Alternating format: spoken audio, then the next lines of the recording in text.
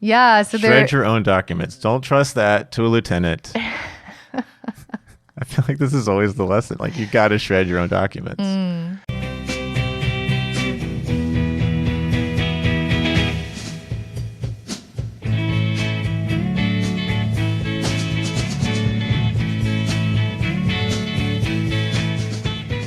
Welcome to Cult Favorite, the podcast with more listeners than the population of Antelope, Oregon. I'm Miranda Simmons. And I'm Mike Altman. We are two religious studies professors trying to understand all of these cult documentaries that you can't stop binge watching. I mean, I don't know what the population of Antelope is now. Maybe it's bigger. Yeah, we'd have to Google that. We'd have to Google it. Well, the population of Antelope, Oregon in 1981 is only about 40 people. And according to various analytics, our listeners are slightly more than that. If you keep the bar low enough, you soar above. It's one definition of success. And if you want to support the show and help us grow, even to maybe the population of a larger city, you can follow us on Instagram or TikTok or Twitter at @CultFavoritePod. And also, whether you're listening to us on Spotify or Apple Podcasts or wherever, leave us a review and a rating. Reviews are especially helpful. So, like, take 5 minutes, just write a few sentences about how great the show is. It sounds like we sound when we're asking our students to give us evaluate. Please fill out the evaluations for this class. Yeah. So today, we're going back to 2018 for the documentary, one of the, I think, texts of the modern cult documentary genre. That's what I was going to ask. This was, I think, one of the first that I remember streaming. Wild Wild Country. It was on Netflix. It's still on Netflix. 2018. And so it's about Osho, nay Rajneesh, nay Zorba the Buddha at one point. What did you know about Osho and Rajneeshpuram? Not much. I don't think I ever heard about it before watching this documentary at all. But there was, apparently this whole city that got incorporated in the Pacific Northwest called Rajneeshpuram. That had thousands of people living there. Yeah. And was like a global movement. Yeah, part of Rajneeshees. a node in a global movement. I happen to know a lot. Well, not a lot, but I know a good bit because, my day job stuff is on Hindu religions in America and Asian religions in America. So I'm gonna pause for a second. Well, I'm gonna get to that in a second. I'm very excited to hear from you about all that. Yeah. So what I think we'll do is I'll give the quick synopsis, spoiler, in case you haven't watched it. I'm going to do it in 5 minutes. It's a lot. It's 3 episodes. It's not a spoiler. It's framing. Yeah. Yep. So we're gonna zoom through these 3 episodes, and so there might be details that I missed, but you should go watch it because it's a 6-part series. Yes. Right? So we'll do 1 through 3. It leaves us on on an ominous cliffhanger, and then we'll pick up 3 through 6 next week. So okay, it opens 1981, Antelope, Oregon, which is about 2 hours and 45 minutes southeast of Portland, with assigned population 40 people, as we've earlier. And we meet the most dynamic character in the whole documentary, Ma Anand Sheela, and we get introduced to Bhagwan Shri Rajneesh. So Rajneesh rose to prominence in India as a guru that attracted educated middle-class Indians, but then also a sort of generation of Western seekers in the 1970s. He is not the only one who does this. More on that in a second. In 1974, he builds a large ashram in Pune. Side note. Can you tell us what an ashram is? Yes. So ashram is basically, we could think of it as a commune. That's how it's functioning here. Right. Traditionally, it would be a place for monks, or some sort of ascetic group. But in the 70s, what we're talking about here is basically kind of a commune thing. And which is sort of the model for what will happen in Little Old Antelope a few years later.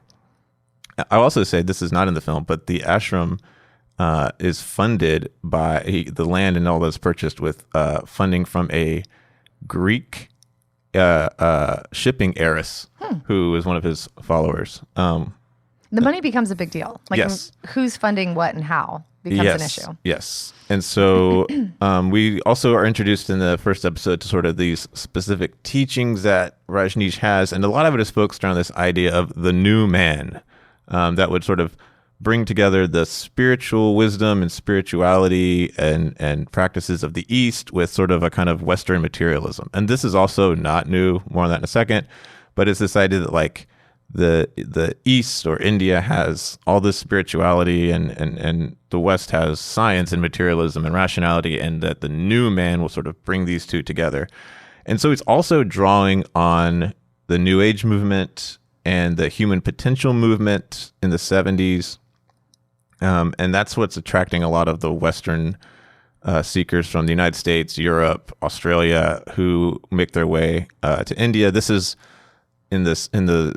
from the 60s through into the 70s, this is like a really common, there's sort of this hippie trail of travel that happens from the West through places like Pune or Mumbai and a few other places in India. So there's this sort of like East and West thing happening.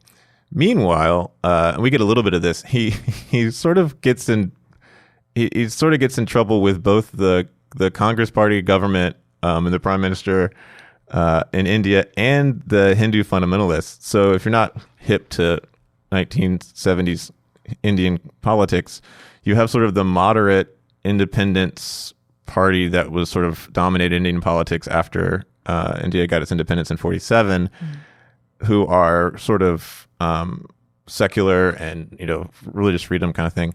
And then you have these Hindu fundamentalists who are like, India is only for Hindus. And he sort of ticks them both off because he is so powerful with his following. And then on the one hand, also may not have paid his taxes. And then on the other hand, he's very critical of fundamentalist Hinduism and very critical of the kind of what he sees as like strict, regressive calls for sort of like rejecting the world that he sees. And also what he sees as sort of like very orthodox Hindu practice involving like images of the gods and goddesses and temples and all that. So he's sort of ticked everybody off in India and is also, and this isn't mentioned in the film, has some health issues going on. He has a really bad back issue with one of his discs. And so in 1981, he decides that it's sort of time to get out. And one of those fundamentalists like tries to stab him. Yes. So there's now like a threat that they perceive. Yes. So Ma Anand Sheela she's his second personal secretary. And she signals in a lot of ways the shift to the United States. She has an education from the United States when she came to the U.S. when she was 18. And she's the one who really makes the plans for taking all this and heading to Oregon. And so they buy a 63,000 acre ranch, which I was trying to figure out how big 63,000. It's really, really freaking big. There was another number that I don't know if it was in the documentary or from somewhere that was like 80,000. Yeah, it was a lot. It was a lot of land. Yeah, one of the other landowners nearby says 80,000. There we are. Yeah. And there are plans to turn that into a 10,000 person commune city place called Rajneeshpuram, which is literally just like a city of Rajneesh. So while all this is happening, local landowners and residents, sort of NIMBY situation, do not want this in their backyard. And these are not like, they come off as sort of aw shucks Oregonian ranchers, but like one of them is the son of Nike's co-founder and legendary track coach, Bill Bowerman, which is like one of the most powerful people. And if any of our Alabama listeners, he's like the Bear Bryant of Oregon. So you have but it is a town of 40 people. Yeah. Like it's hard for us to imagine. I mean, Tuscaloosa feels like a small town, but it's like 100,000 people. Right. Give or take. But this is 40 people within the city limits. You get the feeling that there's a lot of farmers and landowners in and about it that may not be like Antelope residents, but are still invested in this. And also like the Bowerman ranch is on one side, like borders the land that they buy. They also the NIMBY residents also turned to the 1,000 Friends of Oregon, which is this environmentalist group, and also that was majorly funded. Like Bowerman, the Bowerman father, was one of the major funders for the group. And so, like, at one point, his son, who's in the documentary, is like, I don't know if it was just like a family favor, but they decided, and it's like, these are. There's this tension between the 40 residents of this small town in Oregon and their pickup trucks, and like how like rich and powerful some of these people are. And so they launch a lawsuit against Rajneeshpuram because they say the land is not zoned for having a city. It's supposed to be ranch land. It's supposed to be farmland. And I mean, as far as they're concerned, like, this is a small town. They have like their own comfortable way of doing things. They're like trading who's going to be the mayor because they're just taking turns basically. And then there are all of these people who like flood into the proverbial neighborhood that they don't understand, that look different, that are acting different. And so yeah, there was like a very quick and severe reaction. So there's that land use lawsuit.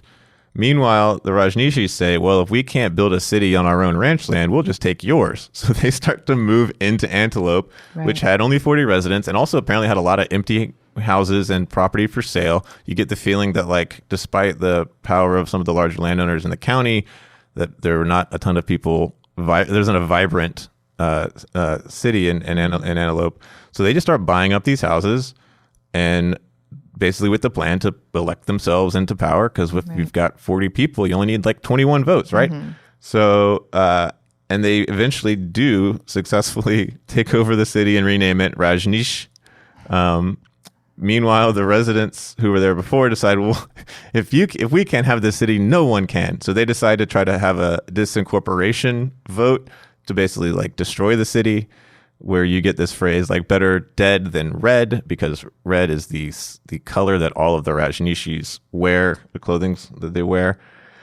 And then episode 2 ends with the bombing of the Rajneesh-owned hotel in Portland. And so you have this sort of ominous feeling of like, oh wow, this has gone from just sort of lawsuits and rhetoric to something much worse.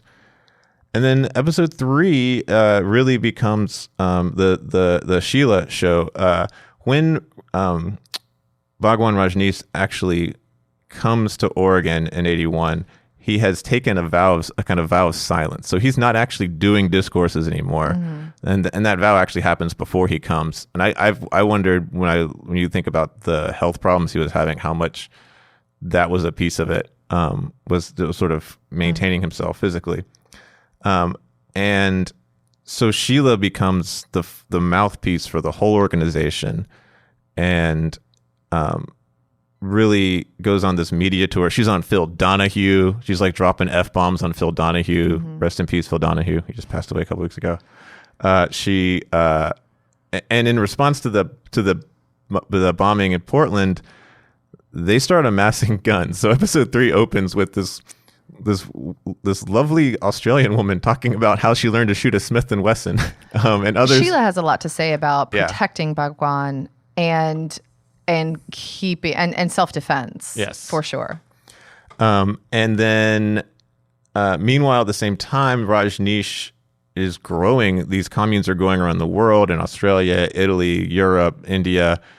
And then in 1983, so 2 years since they've sort of started this whole process, they're hosting this world festival, which just looked like it was like Burning Man-esque. But they had a casino, they had a disco, but this massive number of people come from around the world for this big festival that they hold. Yeah, it was like 15,000 people. Yeah, and they come, and I think what's important here is like most of these people are coming and spending money to get there, and spending money once they're there, because these initial followers, like the Rajneeshees, other than the Bhagwan and Sheela, are all pretty white. Like these are mostly middle to upper class, white, educated seeker types, and then like sort of spiritual journey people types, and who are connecting through the same kind of new age human potential stuff we mentioned earlier. And then while this is happening, the Justice Department gets involved, and sort of like the copyist cops you can imagine are interviewed and talking about how evil this is, and they're doing God's work and all this. And so they launch an anti-establishment case, anti-religious establishment case against the city of Rajneesh, basically saying this is a city run by a religion and there's separation of church and state, so you can't have that. And in response, Sheila, who is never one to lower the stakes, says, forget the city, we'll go after the county. So Right. she begins to send people out up and down the West Coast and then across the country, across eventually, the country. Yeah. to find people who are unhoused, many of whom are veterans coming back from Vietnam, Right. who have been basically whoever they can find that has nowhere else to go, and bring them to Rajneeshpuram. And so they have this Offering them in the process free healthcare and Yes. a home and a and community food and all sorts of things. Yeah. And they do come. And the idea being that So now there's a voting block. yes, that these is now our voting block for the Yeah. county, for Wasco County. And that's what really that seems to be, and there's all this news footage about all this and these stories about all this, and that seems to be what really catches the Justice Department's attention more than anything else. And it becomes this like debate about registered voters, who can vote, how do you vote, what the voting laws are, because the voting laws are all you have to do is be 18, an American citizen, and have lived in the county for 20 days. So that really opens it up to like to whoever they can get there. Meanwhile, as all this is going on, all of these new additions to Rajneeshpuram, many of them are not stable people. And so it becomes this kind of chaotic mass where you have this shift for what in 1981 was this, and it is striking when you see in the documentary, this very well planned out, we're going to do this, we're going to do this, we're going to build these buildings, we have these A-frames, we have all these people who are invested in it together, to the kind of chaos of like a lot of people there for a variety of reasons, many of which is just like food, shelter, or wanting to find something or some sort of alternative to everything that's broken about the society in this moment. And But as the documentary lays it out, it seemed like what we hear from the people who were new recruits was like really, they had really beautiful things to say about the community. And it was only when they tried to register to vote and then were turned away that then there was like one guy who kind of freaked out and then like grabbed Sheila and she was afraid for her life. And then there was a response to that. yes, So we don't hear, I mean, I'm sure you're right, but like we don't hear a lot about what was going on inside the community internally once, like what was that like for the insiders once people came? Because now you have like a layer of like, this is a story about insiders and outsiders and how we create those groups. Yeah. And so now you've got a group of insiders with layers of insiders, you know, the people who were like followers beforehand, but now all of these new recruits. And is there, you know, tension among those ranks? We don't really get a lot of that. No, we don't. That it really from the county level registration argument to the kind of end of that episode is only about 15 minutes that they're kind of flying through this. And so, but the reason they have that is to get at the point I think the filmmakers want to make, which is that they start to sedate the people they've brought to Oregon by putting sedatives in their beer without consent, without telling them. Yes. Yeah. And that leads to kind of a very ominous end to the third episode, where you have the lawyer, like the characters in the show are amazing, but the lawyer sort of talking about there's everyone has a dark side, and so you know we're all on the edge of our seats for episode 4 to see where this is headed. We start learning that Sheila, instead of talking about political muscle that they can start throwing around, now they can, like, she starts shifting the conversation to actual violence. Yes. Toward people who are getting in their way. So that's the documentary. I don't think that was 5 minutes, but it's fine. You'll handle that later. You're making. And so so like give us the background of like put your studies of Hinduism in and around America to use for us and give us some framing. Right. I just want to make two quick kind of contextual points, which is first, this shift from India to the United States is a path that had been well trod by a number of other gurus in the past. And in fact, first of all, so Osho or Rajneesh, there's a lot in episode 1 about the sort of dynamic meditation and sort of the practices and the sexuality of his sort of his emphasis on sexuality. This is like, and his emphasis on materiality and on capitalism and on wealth, and the idea like you don't have to give stuff up. No, this isn't about like asceticism or any of that. There's like a long tradition of that in South Asian thought, known broadly under the category of Tantra. But it's just this idea that you have various traditions, whether it's in Hinduism, Buddhism, or other things, that one of the ways you reach new levels of sort of spiritual insight is through transgressive practices. So the idea is like, if God is in everything, or the divine is in everything, then the divine is in the decaying skull of a corpse on a funeral pyre. And so I can actually, the way you really, really know you're finding God is by taking the things that seem the most transgressive, the most dirty, the most outside the purity, or whatever you want to call it, and you meditate on that. And so sexuality as a kind of taboo becomes central as a way into kind of spiritual progress and spiritual power. That's such a good context, because really what we see and how we receive the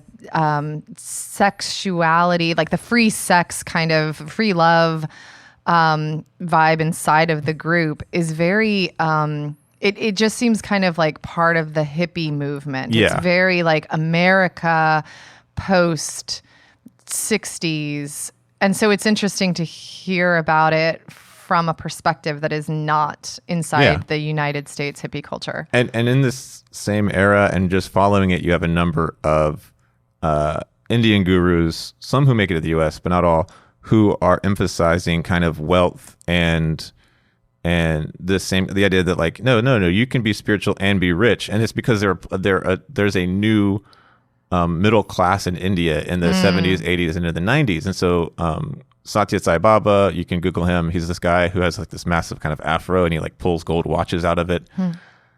He has this huge following in India. He never comes to the United States. There are Satya Sai centers in the US, but they just send money back to India for the most part. So like, is there a link to make, or is this like a terrible comparison that is also very like contextually specific from my own like US framework?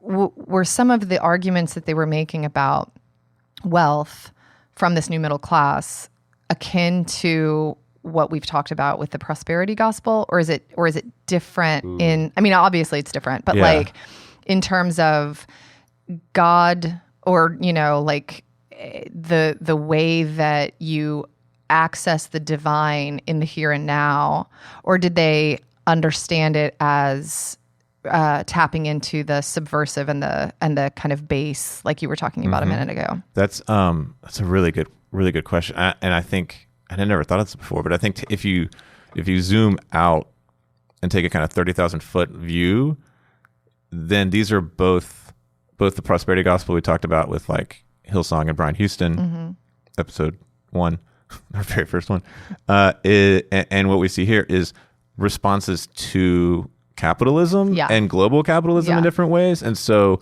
as India becomes a market and shifts after its independence from a colonial space that is sending raw materials to Britain to make stuff to its own kind of market for things, the population increases, and you have, especially sort of middle class jobs, healthcare jobs, technology jobs, because by now 1980s in this story, India has been producing engineers and doctors for 2 decades, many of whom the U.S. was recruiting during the Cold War to bring to the United States. That's why we changed immigration laws in 1965. So yeah, this is a shared response to global capitalism and sort of liberal economies that is shaping these things. And then the tantric side provides some kind of something to draw on. So in the same way that like a Christian can like can read a verse about like render to Caesar what is Caesar, or whatever you give you your cup, Jesus talks about your cup overflowing. These Indian gurus can turn to and say like no, nothing is off limits, nothing is bad, nothing is impure, everything has the divine in it. And so sure, and that resonates with both an Indian audience initially. Like Rajneesh is initially an Indian guru with an Indian following, but then it begins to speak to a number of Western followers. I thought too, like the way that he characterizes himself, like when we hear from him early on, because everyone calls him Bhagwan, and I didn't know this was not all. I was having to like Google a bunch of stuff. Like Bhagwan is like a more of a title than a name, right? Bhagwan means like Lord, or like like a god, but reverend. But right. So like he has this kind of Lord title, but he also is really quick to say, I'm not claiming to be divine. I'm not claiming to be like anything other than someone who was asleep and is now awake. Yeah. Back to the new man kind of model that you were talking about. Yeah. No, and I think that's not... and so he's kind of playing both. I mean, he's not playing both sides. I don't want to put it like that, but like there is a way that he represents both the divine incarnate and a person who is making his way in the world, trying to access like higher knowing, but the way that he talks about enlightenment and the way that even his followers are talking about enlightenment is as a product to sell, as something to be marketed, which I found really fascinating. Yeah. And part of that is there's a long understanding of like the divine or sort of divine power being like present in this world in Indian thought. And so like if you go to a Hindu temple, like a very traditional Orthodox Hindu temple in India or the United States, it's not a statue of the god. The god is in that. Like that is like Krishna is present in that thing, right? And so the presence of Rajneesh, like when he comes to Oregon, like just to see him, to be in his presence. I mean, there's a whole Indian term, Sanskrit term, darshan, which basically means like to see the god and the god sees you. So even if he says like, oh, I'm just a normal guy, it's there's a long tradition of like, yeah, but you're not a normal guy. Like you're something. And so to be in your presence is really important. And that's where spiritual growth and power comes from. And so when he comes and then he doesn't have to say anything anymore, because it's not about some sort of like hearing what he's teaching. It's about just being in his presence. Well, and the people who are part of the group are called, is it sannyasin, right? Yes. Which is like not just a follower, but someone who, as I understand it, like renounces their old way of life to be part of this community. And he's sort of playing, there's like a joke in that he's saying like, you're sannyasins, but you get to have sex and money is okay, and I have a Rolls Royce. So he's sort of actually taking, like the traditional sannyasin is like the guy in the loincloth on the Ganges River meditating and is celibate and all these other things. And so he's reinterpreting that for a modern audience and then for a Western audience. And like this argument about like the East is spiritual, the West is material. Like one of the first main teachers to come to the United States and from India, Swami Vivekananda, there's this letter he writes back to he was a monk and he's writing back to another monk in India. And he's like talking about trying to basically get money to build hospitals and schools in India from rich white women in like New York that he's found as an audience. And he's like, he says the West has a lot of money, but very little spirituality. So I give them spirituality and they give me money. And it's like a very clear exchange for him. Yeah. And so this is sort of like the model of Indian guru who attracts white seekers and then takes that money and uses it for a variety of things. Well, and the way that Sheela characterizes him is as someone who's like super modern and hip, but who's appealing to intellectuals who are tired of living life in some kind of like mundane, materialistic way. So it sounds like there is that same kind of transaction that he's offering too. We hear that from Swami Prem Niran, the personal attorney, Bhagwan's personal attorney that you my mentioned favorite earlier. character. Yes, who tells his own kind of origin story where he was a senior litigator in LA, but he got burned out, and then he goes on a walk with a friend who like just came back from India and shares these teachings. And so we hear that from several of the followers. The woman Jane Stark, Ma Shanti B, who like is from Australia, who gets married, has some kids, but then becomes really disenchanted with that kind of housewife role.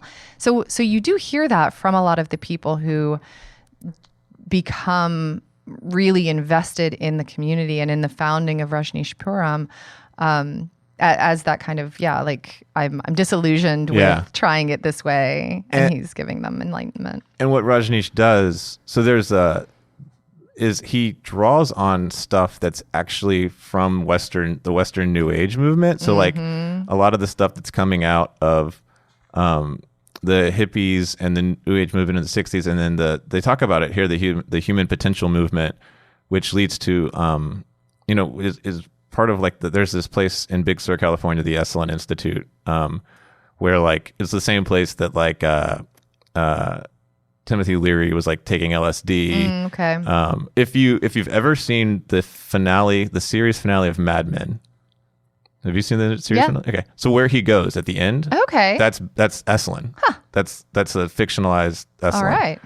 That's where he winds up. So theoretically, that's interesting. Don Draper could be in Rajneeshpuram by the time we get to this. That would be a good like sequel show. That would be like the Frasier to Mad Men's Cheers. Don Draper. Would be like the spinoff. Don Draper on a commune. Because it ends with him like meditating, right? That's how it ends. Right.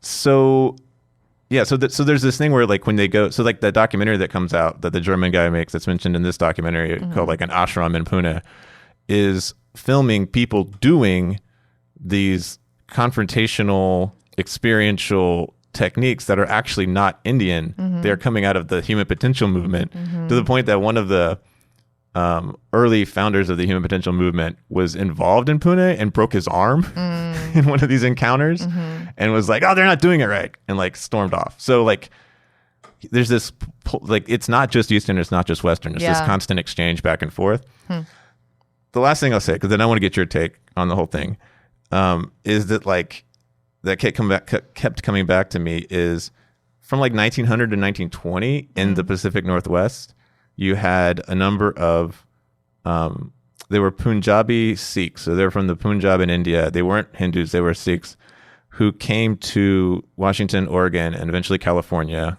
also like Vancouver, and were working originally in like the lumber industries, but then eventually started buying farmland and originally worked as farmers and then became to buy farmland. Some of them married Mexican women. And why did they move in the first place? Like, what was the draw? Just finance. Like they're financial. Like they're coming to get work and money, and then they were sending it back. Got it.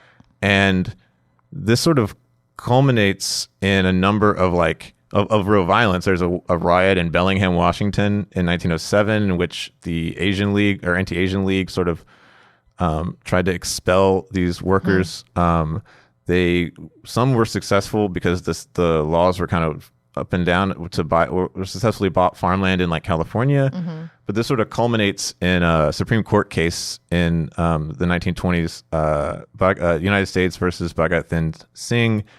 And Singh is one of these sort of immigrants, and he makes the argument that like I am a high caste Indian, I'm therefore sort of Aryan, and then therefore I'm white, and so I'm a citizen, and so I have all these rights. And the judge says like, no, you're not white, and so if you're not white, you cannot be a naturalized citizen under the law at the time. Right. And so that was what seems like it's about race and religion is actually about land ownership. Yeah, and about economy. Like fact that he was making a racial argument by way of his caste and class status, which makes total sense in loads of ways, especially at the time. But that's so the idea that like Hindu people are taking land and farmland in particular is like has a long history and in this part of the country. That's in this really part of the country. Yeah. Now, I think the wrinkle in this story is like there's actually really like only 2 Indian people involved. Most of these people are all just like white kids or like white people. Like, so at least until you get the people they bring in, at the end of episode 3 among the Rajneeshees. Among the Rajneeshees. Yeah. So there's another way to think about this as a kind of like class battle. This is kind of a cultural and class argument between sort of well-educated, white Rajneeshis, at least the initial bunch, and sort of mobbed up Washingtonian landowners. So that's true. We don't hear a lot about people who are from India traveling with him to America. Like, we hear a lot about the people who came from Australia and different parts of Europe who like joined the ashram and then moved over as part of the commune. But like, he had a devoted following in India, and we don't hear a lot about like that as a demographic or as a collective part of the whole. And later, I mean, I can't remember. So there's another Netflix documentary that's only like an hour called Searching for Sheila, and it was made because so many people found her such a compelling person because of this documentary. And it follows her trip back to India after like 35 years of having been away. And she says at one point, I think it's in that, I don't think it's in this documentary, I think it's in that other one, where she talks about her own devotion to the Rajneeshees and to this movement as her personal devotion to Bhagwan. And she says, like, she talks about how, like, not even just not spiritual or religious that she is, she's like anti-spiritualist. And she's like, better to call me a murderer, which, preview of coming attractions. Like, some people will come to call her that.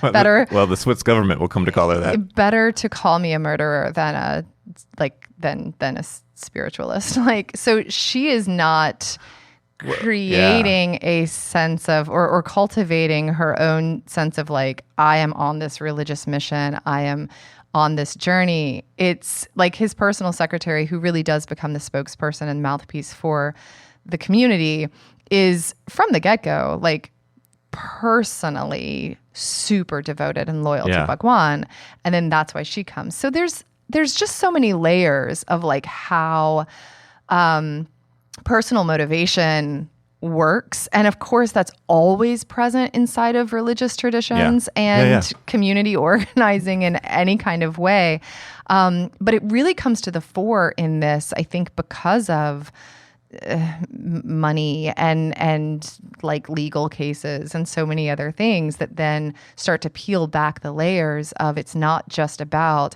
small town versus newcomers, and it's not just about traditional Christian values versus new age hippie movement. It really becomes so much more nuanced than that in a really fascinating way. Yeah. Man, Sheila she's another person that would be a great pro wrestler. She'd be a great pro wrestling manager. Like, she's because she's like, there is a level of like, she's just like, she can identify a mark. Like, she's very, like, it's very clear. And she's just such a good talker. Yeah, no, totally. And she's really good at like building, I mean, you might call it from that perspective hype, but she really does create a sense of magnetism and enthusiasm around whatever it is that she's trying to promote at the time, or whatever she's saying at the time. And like, you get a sense too of how like in this period of like the early 80s, like we don't have CNN yet, but we're starting to get like, national syndicated, like Phil Donahue, and her ability to like recognize that and then capitalize on that in ways that are like, I think really, really impressive. Her interactions with the press are fascinating. And I mean, we see, so she's like on Phil Donahue, and so she'll use it to her advantage, or, to the community's advantage. But then we also see her interacting with reporters who come to, report on like the land use debates. And she's like, do not come to me with this. don't ask me about reconciliation. You should go to the people who bombed the hotel. Right. You should ask them about it. And I mean, and she, have we gotten to the part, is it in the first 3 episodes, or is this also a preview of what's coming later, where she says to one of the reporters, tough titties? Yes, she says. Like, Yes. There's a whole section where she's just dropping like swear words. Yep. She's like big on the F-bomb. She is, I mean, so she is also just like, as a person and as a media figure, this dynamic personality and this energy that, again, you know, I mean, has lots of different things that she's trying to achieve. But so that's I got a couple. That's things really helpful context. Yes. Yeah. What do you want to talk about? Well, I mean, I think that for me, what I took loads of notes on this documentary, as is my way, and what kept coming back again and again throughout in a kind of piecemeal way was just how present things that we would identify as traditional American values. I'm using scare quotes with my fingers. Like, podcasting is a visual medium. How, for those of us who talk with our hands a lot, that is the case. But like how present these otherwise traditional American values were for the Rajneeshis, and how they took up things that we would identify in other contexts as distinctly and even uniquely American. And in that way, the tension that crops up between, not even crops up, I mean, like, is there immediately between the Rajneeshis and the locals in Antelope is so interesting because, yeah, so like you were talking about, you know, Bhagwan's embrace of capitalism and sexual freedom, and he's bucking against traditional Hindu mores. He's very intent on land acquisition. Like I feel like in so many ways, this is a story about like the pursuit of manifest destiny for a religious minority. Yeah. And so how that idea of like finding, identifying, and then moving to and building a promised land works when you're a religious minority. Yeah. And but manifest destiny, like that's a thing that's built into like the country's inception in really messed up ways. So well, there's the whole thing about like, really, this is the land that these white landowners are like, we were here and they're coming in. I'm like, well, there was somebody. Yeah, totally. There might have been somebody there first. I mean, and so, and Sheila talks about how excited she is in the first place to bring them to the U.S. when he says, okay, yeah, you can go look for land,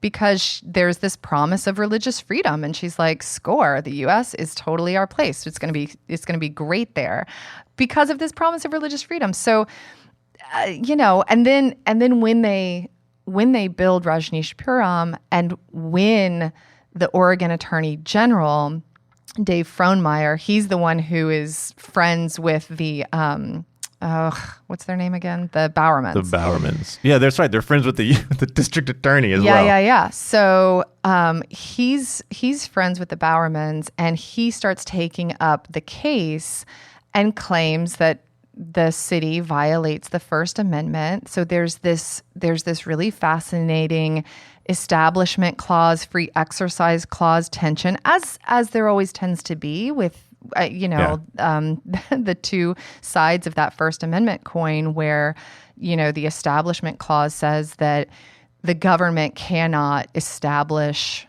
a religion, basically, but then it also can't prevent the free exercise thereof. Mm-hmm. So like, you can't establish a religion, but you also can't keep people from exercising freely their religion. And so of course that always creates these really fraught debates over what exactly is happening. So the Rajneeshis are, of course, saying that they are freely exercising their right to religious freedom. But then the Oregon Attorney General makes the claim that they're violating the Establishment Clause. And so like that whole debate, though, is so baked into so much of what we understand about America's just religious Yeah. evolution, just like in this country as religious groups try to come and like make themselves known as such, like come to make themselves a religious group. There's always that tension. Yeah. I mean, the lawyer Niren gets at it, I think, really well, where he's like, goes through this list. He's like, well, the Catholics in Boston in the 19th century, they basically rule. And the Mormon comparison, I think, is the most interesting one. And like it's like, well, if anyone else had been in Salt Lake City, right? If the founder of Nike happened to have land in Salt Lake City, right? They benefited from, and in fact, when it came time for like one of the pressures that led to sort of the order to end polygamy in the Mormon Church, in the Church of Latter-day Saints, came because of the pressures put on by the federal government, and Utah wanted to reach statehood and so actual laws that were trying to outlaw it. And so that was the response. And then in exchange, they got, there's been no lawsuit by against the LDS Church in this way. And so there's something about like the time and place that in one case it works and in one case it leads, it doesn't. Totally. And so there's capitalism, religious freedom, this, First Amendment debates. And then we see them, like you said, strategically building this voting bloc. And then when registration gets just categorically quashed for a time by the clerk who says, we are we suspect you of voter fraud or fraudulently trying to sway an election or whatever the language is. So I'm just going to not take voter registrations for a while. Well, then, and reject all the ones I've gotten. Yeah, then there becomes an issue not only of religious freedom, but also of voting rights. The city gets licensed as a police force. And I thought all of this kind of took a really distilled kind of shape when one of the unhoused people who comes to Rajneeshpuram, he's talking about, like we hear from them in like videos of folks talking about how they're finding home here and they're getting community in a way that they never have before, and they've been disregarded by society and cast off, and so now here they have this place where they belong. And so he says that the Rajneeshees, he invokes the Statue of Liberty lines. The Rajneeshees say, give us your tired and your poor and your huddled masses yearning to breathe free, and we won't humiliate them on Ellis Island or put them in factories and make them work to death. And then he like closes out by saying, like, if anything is American and democratic, it's Rajneeshpuram. And in so many ways, I think that's correct, even if potentially from a bit of a different perspective than what he's offering there. Like there are so many things that they make use of inside of America's political bureaucracy and rhetoric that I found just so fascinating to watch, because it's like, when a religious minority lays claim to and tries to, kind of participate in these behaviors or norms that, like, again, in another context would seem very traditional American values, apple pie stuff, we see like the mundane ways that stuff inevitably plays out. So a story about insiders and outsiders and religious freedom and all of that is also a story about petitions and injunctions and city orders and land use, et cetera, et cetera, et cetera. Yes. So what I appreciated about the documentary is like by going straight like to the political and legislative means to the Rajneeshees in like highlighting those as the trajectory of how all of this played out. That I don't know, it kind of showed the Rajneeshees like kind of beating the locals at their own game, because the locals are relying on rhetoric and abstractions about wanting to keep the status quo. Evil talk.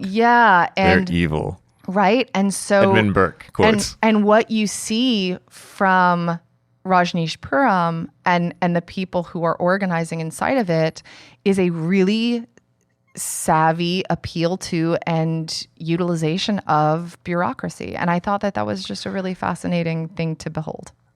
I think it's deeply kind of American in a way that like, we think about the Heaven's Gate documentary, that they had much narrower, much more local, much more focused aims. That was like, we're just going to do our thing, whereas I think here there's like just such an expansive vision that seems to be Sheila's.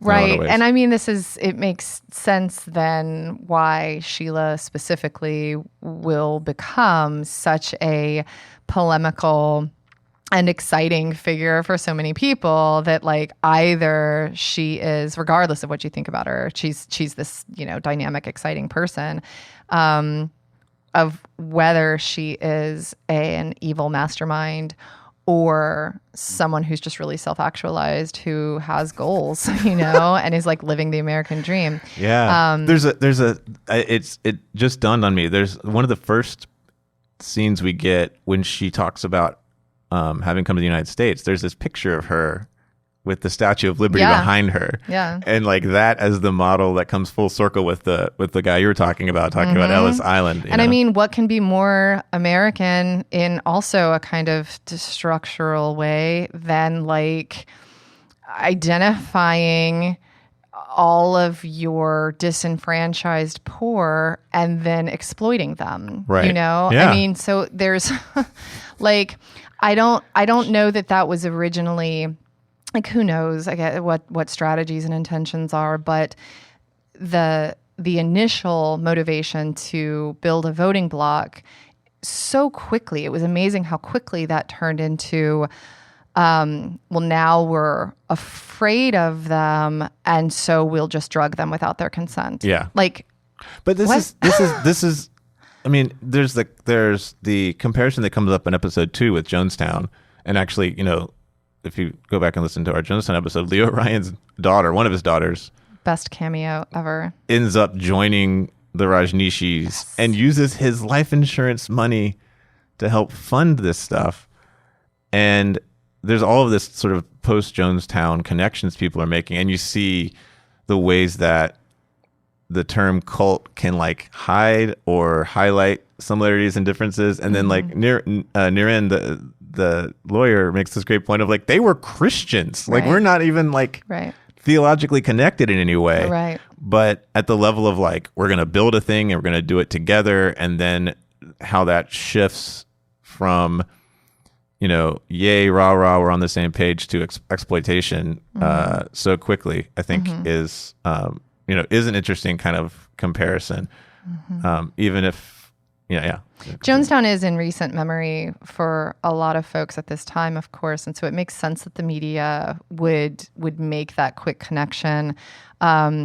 It was interesting though, to like see how quickly the term cult specifically got operationalized, it becomes kind of weaponized. The noun applied to them throughout all of the news coverage. Right. What's your takeaway? What do we take from all this? Well, I mean, mine is that there's a lot of bureaucracy to religion, and there always is. I mean, there always is. This is not a unique story in that way. But more specifically, there's a lot of bureaucracy to establishing and maintaining an insular, group of people attempting self-governance. And so like, maybe that's what we could, that's one definition for religion that I think is probably,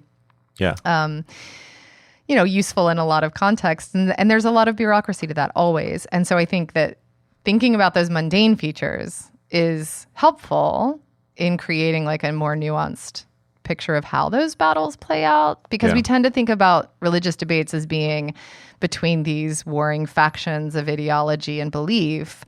But there's also a lot of paperwork involved, it would seem, Religion. There's a lot of paperwork involved. Yeah, there is. And I liked that the documentary gave space to the paperwork. Yes. And be sure to shred your paperwork properly and not leave it in a dumpster. Right. That's where everything really kind of starts taking a turn, because one of the locals finds, this is after their world festival. Yeah. Right. And there's like a shared kind of dumping ground or something. It was like at the dump. You just go to the dump. And because it is a small town. And so they share a dump, and he finds, along with some posters that he takes, because he's like, well, this is interesting. I should keep this. He's got memorabilia. Yeah. He also finds incriminating documents that say, like, please shred and stuff. And then they just get thrown out. Always, and so, yeah. Yeah. So shred your own documents. Don't trust that to a lieutenant. I feel like this is always the lesson. Like, you got to shred your own documents. What's your takeaway? Mine is actually similar. It's that we tend to think about religion. Like, religion is this very special category in the United States. That I always tell students, like, if something's religion, it's not supposed to be in public schools, but it doesn't have to pay taxes, and that makes the term this very potent weapon in these conflicts. So, like, one way to read this is like, oh, it's a conflict over this weird cult and then these very conservative Christians. And like both sides kind of want to play it that way. But at another level, it's actually a conflict about land and political power, in which the category religion is a tool, is a weapon, is like sort of weaponized. And so I think for me, this takeaway is like, is the various ways that religion can be weaponized as a category, and that really the most American thing about this story is the weaponization of religion as a term, and the sort of argument over what gets to be that or not and what rights we have when we belong to one. Yes. Yeah. As opposed to sort of like, this being some ideological debate about like conservative sex versus free love or whatever. Yeah. So. Totally. Do you have a cult favorite this week? I do. And actually, it's thanks to you, because I didn't know this. So the documentary series, Wild Wild Country, is actually produced by the Duplass brothers. And you just revealed to me I love Mark Duplass. Who Mark Duplass was. Yeah. Because I didn't know who that was until I looked at his Wikipedia. Brilliant. And I know him as the guy from the TV show The League. That is not where I know him from. I know. You should. So I just like that our pop cultural consumption overlaps in this very specific way, and it's called documentaries. We could, there's probably a lot. Well, but you can start, my theory is you can start anywhere and get everywhere. So like, it's fine. But Mark Duplass is in The League. If The League is my cult favorite, if you haven't seen it, it's pretty dated now. It's like, I think it was 2009 to 2015. This is a movie? This is a show? It's a show. Okay. It is a sitcom. I guess it's a sitcom. It's like a multi-camera. It's not like, it's like, sitcom about a group of friends in a fantasy football league. But it's really not about that. Like my partner who hates football and fantasy football and thinks it's stupid loves the show, because it's really about these people and their lives and their relationships. And it is one of the funniest shows. I think in my book, it is like is better than Always Sunny in Philadelphia, even though it is as kind of crass, but in a better way. Okay. And yeah, it's probably on Hulu or something. Well, I'll watch it because Mark Duplass is in it. I think he plays the newly divorced. I guess he gets divorced in season 1. Newly divorced character who's kind of just the smartass in the group. I opined about my love of horror movies last time, and I don't know that I would call this a horror movie, but one of my favorite roles of his is in Creep. There's a Creep 2 as well, but he's got the starring role in Creep, and it's so wonderful. It's just the best. That's not my cult favorite, but I guess it extra could be. Bonus cult favorite. It's a twofer, yes. So my cult favorite. One of the things that I mean, I didn't talk about it with all the like American tropes that I was seeing throughout the documentary, but I think that one of the things that we see over and over again as well is like women specifically trying to represent themselves in certain ways, and so we get that with Sheela for sure. But that's we also see it with his Bhagwan's press secretary and with a few of the followers that we hear from as well. And so my cult favorite is another book from our own beloved Alexandra Vesey, Vesey, for anyone looking it up. Alex, to those of us who know her well. And her book is out of Oxford from last year. It's called Extending Play, The Feminization of Collaborative Music Merchandise in the Early 21st Century. And it's really about like the way that women in the music industry self-branded and the way that inside of that space there's like artistic and self-expression by way of self-commodification. Mm-hmm. It's really fascinating. Yeah. And I highly recommend it. One of my very favorite things about my life is being a genuine fan of so many of my friends. And so, yeah, that's the one that I am going to talk about today. Yeah. Go I'm get it's a great book. It is a great book. All right, everybody. Thanks for listening to Cult Favorite. Join us. You can subscribe to the podcast on either Spotify or Apple Podcasts. And then when you subscribe, leave us a rating. Leave us a rating and a review. A very long review. You can also follow us on Twitter, TikTok, Instagram at Cult Favorite Pod. Funny. I'm kind of like, I mean, live your lives as well. Do what you need to do. Eat an apple. Go get a Slurpee. I don't leave a review if you want to, but like, do what you need to do, everybody. Leave a review. You can also, if you want to make Mike really happy, you can also, leave a review. You can also, very specific chore. You can also leave us a comment on the episode if you're on Spotify. That's an option. And special thanks to the Department of Religious Studies at the University of Alabama for production assistance.